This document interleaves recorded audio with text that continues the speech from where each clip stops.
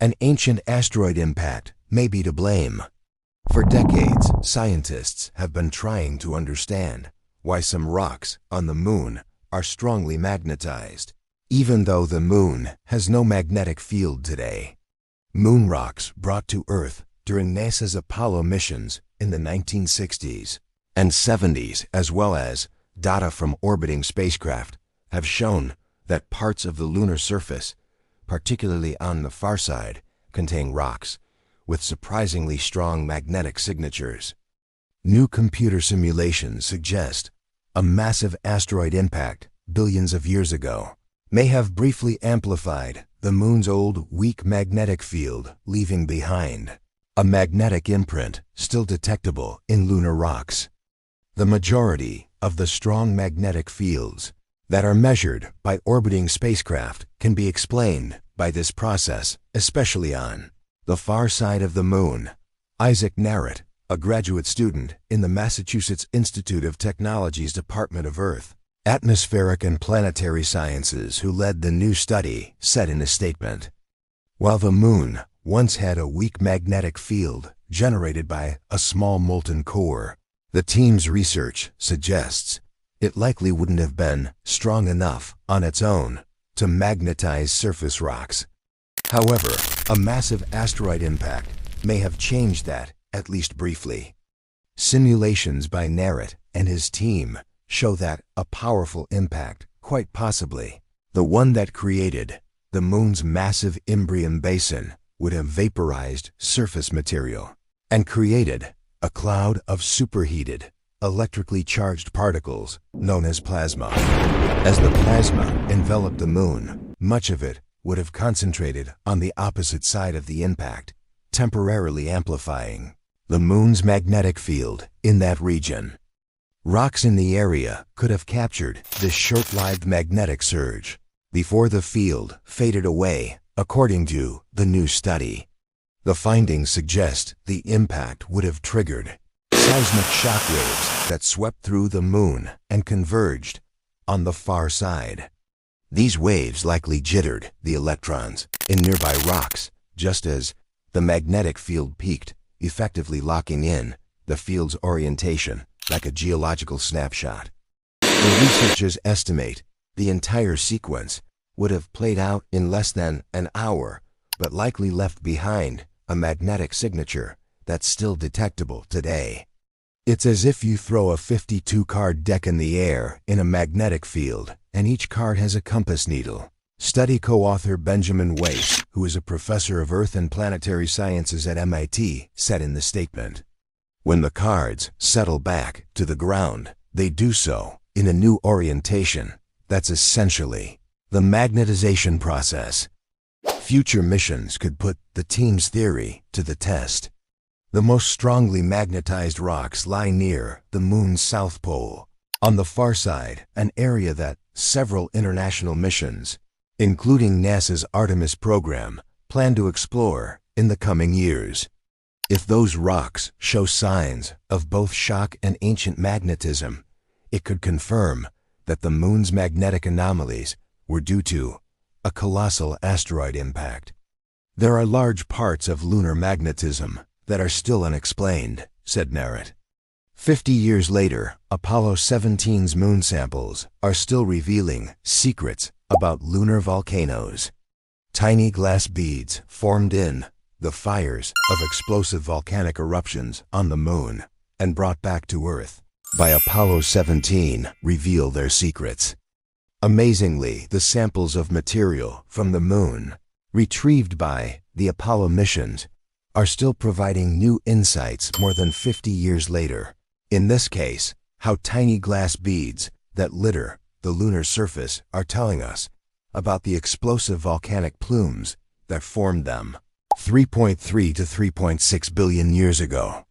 We've had these samples for 50 years, but we now have the technology to fully understand them, said Ryan Ogliori, a physics professor at Washington University in St. Louis, in a statement.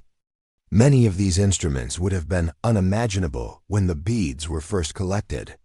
The tiny beads, less than a millimeter in size, are embedded in lunar rocks and mixed into the lunar regolith. They come in two varieties, orange and black, and were produced when drops of lava in plumes that violently erupted out of volcanoes cooled quickly in the cold vacuum on the lunar surface. Around 3.5 billion years ago, the moon was drastically volcanically active, forming the dark patches of the lunar Maria that today form the face of the man in the moon. The beads are tiny, pristine capsules of the lunar interior, said Ogliori. They're some of the most amazing extraterrestrial samples we have.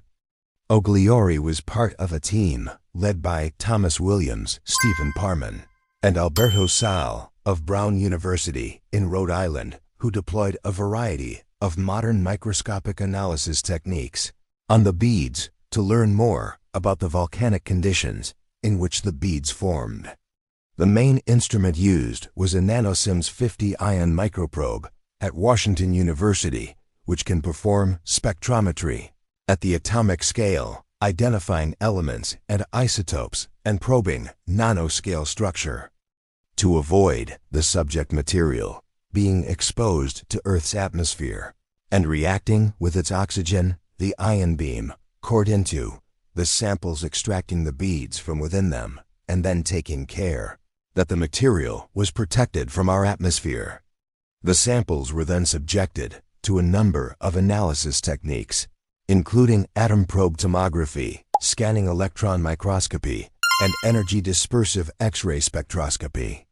Even with the advanced techniques we used, these were very difficult measurements to make, said Ogliori. The measurements told the team about the pressure, temperature, and chemistry of the environment that the beads formed in. Indeed, their very existence is proof that the moon had explosive eruptions, something like the fire fountains that you can see in Hawaii today, said Ogliori.